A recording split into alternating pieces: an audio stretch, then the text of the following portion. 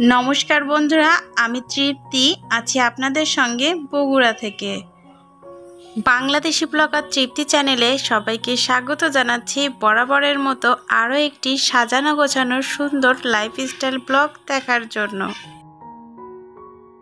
गाछगुलोते जखन जल देया हय एबं गाछेर पाताते जल स्प्रे करा हय गाछगुलो जेन प्राण पेये पाय। आमी किन्तु कम बेशी प्रतिदिनई आमार सन्तानेर मतो एई गाछगुलोर कम बेशी यत्न निये थाकी और सेगुलो किन्तु आपनादेर संगे शेयर करा हय ना, ताई आजके अल्प एकटू शेयर करलाम। प्रकृति जखन खूबई उत्तप्त रागान्वित तखन एकटू प्रशांतिर छोया निये एसेछे एक पशला बृष्टि। বৃষ্টি দেখতে আমার খুবই ভালো লাগে। কেউ কি আছেন আমার মতো? তাহলে এক্ষুনি একটা কমেন্ট করে ফেলুন। ঈশ্বরের অপূর্ব সৃষ্টি এই প্রকৃতি, আর প্রকৃতির লীলা বোঝা আমাদের সাধ্য নয়। একটু আগেই দেখতে পেলেন কি বৃষ্টি, আবার কিছুক্ষণ পরেই কিন্তু রোদ ঝলমলে আকাশ। স্নান করে কাপড়গুলো মেলে নিচ্ছি, আর গত ভিডিওতে আমার রূপা দিদি ভাইয়ের একটি মিষ্টি কমেন্ট মনে পড়ে গেল। রূপা দিদি ভাই আমাকে লিখেছিল, স্নান করে দিদি ভাই তোমাকে ঠাকুর রানীর মতো লাগছে। দিদি ভাই তোমার কমেন্টটা পড়ে না আমার খুবই হাসি পেয়েছিল, এখন আবারও অনেক হাসি পাচ্ছে। যাই হোক, কাঁঠাল কিন্তু অনেকেরই পছন্দ নয়, যদিও আমাদের বাংলাদেশের জাতীয় ফল কাঁঠাল, কিন্তু যদি এরকম মিষ্টি রসালো কাঁঠাল হয় আমার কিন্তু খেতে খুবই ভালো লাগে। আমার মতো কে কে কাঁঠাল পছন্দ করেন একটু হাত তুলুন তো দেখি। কই দেখতে পাচ্ছি না তো। হাতের বৃদ্ধাঙ্গুলের সাহায্যে লাইক বাটনে ক্লিক করে দিলেই কিন্তু আমি দেখতে পাবো কে কে কাঁঠাল পছন্দ করেন। কাঁঠালটা এতটাই মিষ্টি ছিল মনে হচ্ছিল যেন চিনি মেশানো, আর এত সুস্বাদু এই কাঁঠালটি আমাদেরকে গিফট করেছিল সাবার আম্মু ভাবি। সাবা আমার মেয়ে তোরার সঙ্গে একই সাথে পড়ে, তো গত বছর ভাবি আমাদেরকে কাঁঠাল খাইয়েছিল, খুবই ভালো লেগেছিল, যার জন্য ভাবি এবারও গ্রামের বাড়ি থেকে এনে আমাদেরকে এই কাঁঠালটি দিয়েছেন। ভাবি খুব বেশি আমার ভিডিও দেখেন না, তবে সময় পেলে মাঝে মাঝে দেখেন।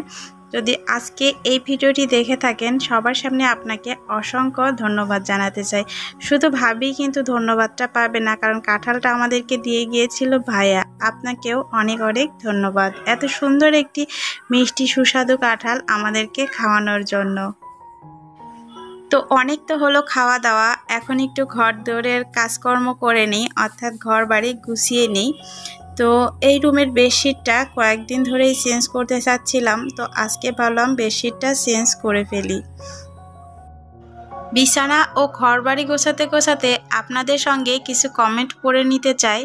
তো আমার কোনো একটা গোছানোর ভিডিওতে একটা আপু কমেন্ট করেছিলেন যে তোমার বিছানার চাদরগুলো এত টান টান হয় কিভাবে। তো চাদরগুলো একদম সমান করে তারপর যদি চারিদিকে সুন্দরভাবে গুজে দেওয়া যায় তাহলে কিন্তু বিছানার চাদরটা একদম টান টান সুন্দর হয়ে থাকে। এছাড়াও আমার গত ভিডিওতে সিনথিয়া হাসান আইডি থেকে আপুটা কমেন্ট করেছিলেন যে আপু তোমার ভিডিও আমার খুবই ভালো লাগে, আর তোমার সঙ্গে আমার দেখা করার খুবই ইচ্ছা, তোমার সঙ্গে আমি দেখা করতে চাই। ভাবুন কতটা ভালোবাসলে না দেখে কোনো প্রকার সম্পর্ক ছাড়াই শুধুমাত্র ভিডিও দেখে এতটা ভালোবাসা একজনের প্রতি প্রেরণ করা যায়। আমার মিষ্টি আপু, পৃথিবীটা তো গোল, যদি ভাগ্যে থাকে একদিন অবশ্যই দেখা হবে। কথা বলতে বলতে একটা বিছানা তো রেডি করে নিয়েছি, আর বাকি আর একটা বিছানা ছিল সেটাও বেডশিটটা চেঞ্জ করে গুছিয়ে নিলাম। এটা হচ্ছে আমার মেয়েদের ঘর, এখানে ওরা পড়াশোনা করে, টিভি দেখে এবং রাত্রে মাঝে মাঝে থাকে, আর যদি বেশি গরম পড়ে তাহলে আমাদের রুমেই এসি দিয়ে সবাই মিলে থাকা হয়। ওদের পড়ার টেবিলটা গুছিয়ে নিতে নিতে আপনাদের সঙ্গে আরেকটি কমেন্ট করতে চাই। গত ভিডিওতে শিখা আপু কমেন্ট করেছিলেন যে আপু তোমার ভিডিওতে তো অনেকগুলোতে অনেক ভালো ভিউ এসেছে, তো যাই হোক, হ্যাঁ আপু, আমার অনেক ভিডিওতে অনেক ভালো ভিউ আছে, কোনোটাতে তো 1-1.5 লাখও আছে, কিন্তু এই ভিউয়ের থেকে প্রতিনিয়ত ভিডিও দেওয়ার পর যে রেগুলার ভিউ, এটাই সব থেকে বেশি ইম্পর্টেন্ট চ্যানেল গ্রো করার জন্য। একটা চ্যানেলে যদি অনেক লাখ লাখ ভিউ থাকে কিন্তু প্রতিনিয়ত ভিডিও দিলে সেরকম রেসপন্স না পাওয়া যায়, তাহলে কিন্তু সেই চ্যানেলটা গ্রো করে না। প্রতিনিয়ত ভিডিও দিলে যদি সেই চ্যানেলটাতে ভালো ভিউজ আসে, মানে যে ভিডিওই দেওয়া হোক না কেন, তাহলে সেই চ্যানেলটাই কিন্তু ভালো গ্রো করে আর সেই চ্যানেলটাই কিন্তু সামনের দিকে এগিয়ে যায়। তো ঘরটা ক্লিন করে এখন সুন্দরভাবে ঝাড়ু দিয়ে নিচ্ছি, আর হেল্পিং হ্যান্ড যে আছে আমার কাজে সাহায্য করে, সে এসে ঘরগুলো সুন্দরভাবে মুছে নেবে। আর এখন তো আমি ভয়েস ওভার করছি ফ্যান বন্ধ করে, একদিকে গা থেকে দরদর করে ঘাম পড়ছে, অন্যদিকে প্রচণ্ড মশা কামড়াচ্ছে, কী যে অবস্থা। তারপরেও ভিডিওটা সব কিছু কমপ্লিট করে আপনাদের কাছে দিতে হবে। আর এখন না এতটা গরম পড়েছে কি বলবো, আর তার মধ্যে 2-3টা দিন কারেন্ট এতটা ডিস্টার্ব করছে, একদমই কারেন্ট থাকতেই চায় না। তো যাই হোক, গরমের মধ্যে একটু ক্লান্তি দূর করতে, মনকে শরীরকে ঠান্ডা করতে তো একটু দইয়ের লাচ্ছি বানিয়ে নেওয়া হয়েছে। তো ফ্রিজে অনেকটা পরিমাণ দই ছিল, তো দইটা আর কেউ খাওয়া হচ্ছিল না, তো আমি আর কি বললাম যে একটু বিট লবণ আর একদম ঠান্ডা বরফ জল দিয়ে লাচ্ছি বানাতে। তো ডাল কাটা দিয়েই আর কি লাচ্ছি করে বাড়ির সবাই কিন্তু খেয়ে মন প্রাণ সবটাই ঠান্ডা করে প্রচণ্ড গরমে চলে এলাম রান্নাঘরে রান্না করতে। আমার তো মনে হয় আমার বাড়ির রান্নাঘরটাই সব থেকে গরমের স্তূপ, বেশি গরম। আপনাদের কোথায় সব থেকে বেশি গরম বাড়ির, একটু কমেন্টে জানাবেন। তো গত রাতে চিংড়ি মাছ এনেছিল, আর চিংড়ি মাছ যে আমার বাচ্চাদের কি পছন্দ কি বলবো, রাত্রে আনার সাথে সাথেই মাছটা কেটে ওদেরকে একটু ভুনা করে দিয়েছিলাম। আর এখন হচ্ছে দুপুরবেলা একটু এঁচোড় চিংড়ি রান্না করব। আর আজকে এঁচোড় চিংড়িটা রান্না করব নতুন কড়াইয়ে, নতুন যে কড়াইটা কিনেছিলাম কয়েকদিন আগের ভিডিওতে আপনাদের সঙ্গে শেয়ার করেছিলাম। আপনারা সবাই খুব সুন্দর সুন্দর কমেন্ট করেছিলেন, অনেকে এটার দামও জানতে চেয়েছিলেন। তো এই কড়াইটার দাম নিয়েছিল মেবি 485 টাকা, আর যেটা হচ্ছে নিয়েছিলাম ওই যে আর একটা হচ্ছে কিয়ামের ইন্ডিয়ান, তো ওটা আর কি বেশি ছিল, ওটা নিয়েছিল সম্ভবত 1100 টাকা। তো যাই হোক, এই কড়াইটা কিন্তু রান্নার আগে আমি ভালো করে সিজলিং করে নিয়েছি, এই কড়াইতে রান্না করলে রান্না একদমই লাগবে না। নন স্টিকের কড়াই রান্না করলে যেমন কোনো কিছু লাগে না, ঠিক সেরকমই হবে। তো সেটা আর আজকের ভিডিওতে আপনাদের সঙ্গে শেয়ার করিনি, কেননা ভিডিওটা এমনিতেই না চাইতেই অনেক বড় হয়ে গেছে। তো পরবর্তী কোনো ভিডিওতে শেয়ার করব, যদি আপনারা দেখতে চান তাহলে একটু কমেন্ট করবেন, কেননা আমরা যারা মধ্যবিত্ত তারা কিন্তু অত দামি দামি কড়াই কিনতে আমাদের স্বাদ থাকলেও সাধ্য থাকে না। তো এরকম মোটামুটি দামের মধ্যে একটা কড়াই কিনে আমরা যদি নন স্টিকের প্যানের মতো করে ব্যবহার করতে পারি তাহলে কিন্তু অনেক ভালো হয়। আর কথা বলতে বলতে এখানে চিংড়ি মাছটা হালকা করে ভেজে তারপর আদা বাটা, রসুন বাটা, পেঁয়াজ বাটা, জিরা বাটা, লবণ, হলুদ, ঝালের গুঁড়ো দিয়ে মাছটা খুব ভালোভাবে কষিয়ে নিয়েছি এখন। আর মাছটা নামিয়ে নেব। আর ওদিক থেকে দেখতেই পেলেন যে কাঁঠালের যে কাঁচা কাঁঠালের যে এঁচোড়টা, ওটাও গরম জলে একটু লবণ দিয়ে সেদ্ধ করে ডালাতে ছাঁকা দিয়ে রেখে দিয়েছি। আর এখন ওই কড়াইয়ে আমি আর কি এঁচোড় চিংড়িটা রান্না করে নেব। আসলে অন্য কোনো কড়াই আর মাখাতে চাচ্ছিলাম না। তো দেখুন ওই কড়াইতে একদম অল্প তেলে কি সুন্দর রান্না হয়েছে, একটুও লেগে যায়নি কিন্তু। তো আমি তেল দিয়ে, আমরা কিন্তু সব সময় রেগুলার সরিষার তেল খাই, সরিষার তেল খাওয়াটা শরীরের জন্য ভালো, সয়াবিন তেলটা কিন্তু একদমই ভালো নয়, যার কারণে সব সময় রান্নাতে সরিষার তেলই খাই, কিছু কিছু আইটেমে সয়াবিন তেল ব্যবহার করি।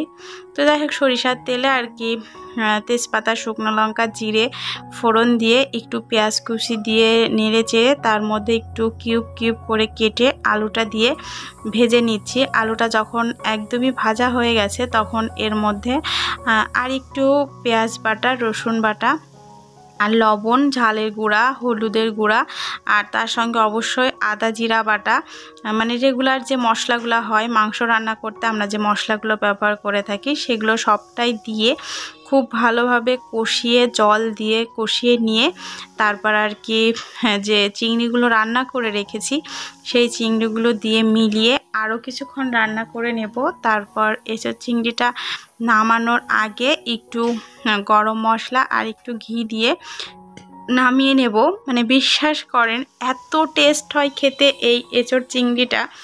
এটা আপনারা বলতে পারেন যে তোমার কি এটা কোনো কুকিং চ্যানেল, তুমি কি আমাদের সঙ্গে রেসিপি শেয়ার করছো? আমরা কি রেসিপিটা জানি না? অবশ্যই জানেন, কারণ আমরা সবাই কিন্তু যার যার বাড়িতে যার যার পরিবারের পছন্দ অনুযায়ী রান্না করে থাকি, আর সবার বাড়ির লোকজনই কিন্তু তাদের রান্না অনেক বেশি পছন্দ করে থাকে। তো আমিও তো অনেকের ভিডিও দেখি, অনেকের ভিডিও থেকে অনেক কিছু নতুন নতুন শিখি, তারপর সেটা নিজের জন্য ট্রাই করি, বেশ ভালোই হয় খেতে। তো আমি কিভাবে করি সেটাই আপনাদের সঙ্গে শেয়ার করছি।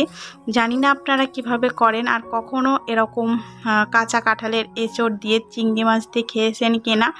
যদি না খেয়ে থাকেন একটা বার হলেও এভাবে আপনারা ট্রাই করবেন, কেননা এখনও কিন্তু বাজারে চিংড়ি মাছ কাঁঠালের এঁচোড় কাঁচাটা পাওয়া যাচ্ছে। তো আমি আর কি পরিমাণ মতো একটু চিনি দিয়ে তারপর একটু কষিয়ে তারপর একটু গরম মশলা বেটে তারপর একটু ঘি দিয়ে তরকারিটা করে নিয়েছি। তো ওর বাবার জন্য একটা বাটিতে বেড়ে নিয়ে তারপর বাকিটা একটা গামলাতে ঢেলে নিয়েছি।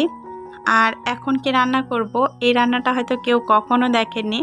এখানে আমি আট ভাজা করব। আট ভাজা হচ্ছে 8 রকম সবজি দিয়ে একটা ভাজা। তো এখন কিন্তু আমাবতী চলছে, সম্ভবত কালকে থেকে শেষ হয়েছে, গত 3 দিন ধরে আমাবতী চললো।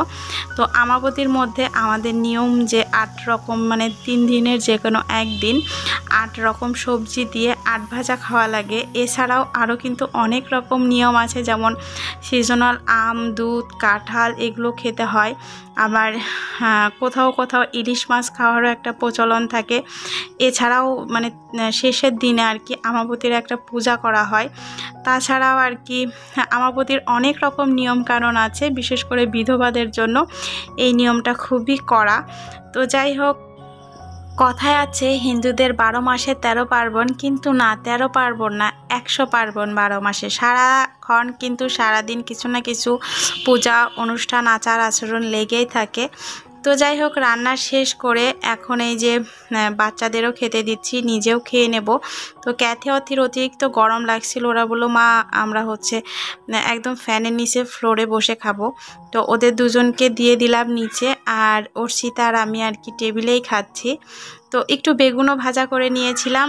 আর এই 8 ভাজাটা বাচ্চারা যদিও খেতেই চাচ্ছিল না, তো বললাম খেতে হয়, তো খাও। একটু করে খেয়ে বললো বেশ ভালোই লাগে। আর চিংড়ি মাছ এঁচোড় দিয়ে যেটা করেছিলাম খুবই টেস্টি হয়েছিল। আপনারা কেউ খেয়েছেন কি না একটু কমেন্টে জানাবেন, না খেয়ে থাকলে অবশ্যই খাবেন। আর ভিডিওটি, রান্নাটি, আমার কথা কোথাও যদি ভালো লাগে প্লিজ প্লিজ প্লিজ আপনারা এখনও যারা দেখছেন ভিডিওটিতে লাইক করে দিবেন। অনেকে আছেন নতুন আমার ভিডিও দেখেন কিন্তু চ্যানেলটি সাবস্ক্রাইব করেননি, তাদেরকে বলছি প্লিজ প্লিজ চ্যানেলটি সাবস্ক্রাইব করে পাশে থাকা বেল বাটনটি বাজিয়ে রাখবেন, এতে করে পরবর্তী ভিডিও কিন্তু আপনাদের কাছে পৌঁছে যাবে। আর রান্নার পর এদিকে আমার খাওয়া দাওয়া চলছে, আর এদিকে আমার রান্নাঘরটা খুব সুন্দর করে আমাকে যে কাজে সহযোগিতা করে ও কিন্তু প্রতিদিনই এভাবে সুন্দর করে ক্লিন করে নেয়। আবার মাঝে মাঝে আমিও করি, মাঝে মাঝে ও না আসলে করি, আবার ও থাকতেও যখন ঠিকঠাক কোনোটা হয় না তখন আবার আমি সেটা করে নিই। আর এই যে আমাদের যত দুপুরের বাসনপত্র হয় এভাবে মেজে একটা গামলাতে দিয়ে যাই, তারপর আমি আর কি বিকেল বা সন্ধ্যার পরে এগুলো র্যাকে সুন্দর করে গুছিয়ে রাখি। আর রাতের বেলা আপনাদের সঙ্গে আমি খুব একটা শেয়ার করি না, প্রতিদিন রাতেই কিন্তু আমাকে রুটি পরোটা এগুলো করতে হয়। তো আজকে রাতে এই যে আম, দুধ, রুটি আর দুপুরের যে তরকারিটা ছিল ওটাই। তো ওই যে বললাম যে আমাবতীতে আম দুধ খেতে হয়, তা বাদেও কিন্তু প্রতিদিন রাতের খাবারে আমার বাড়িতে আম, এখন কলা এগুলো কম্পালসারি থাকেই। তো আজকের ভিডিওটা আপনাদের কেমন লেগেছে কমেন্টে জানাবেন, ভালো লেগে থাকলে লাইক কমেন্ট শেয়ার করে আমার পাশে থাকবেন। ধন্যবাদ।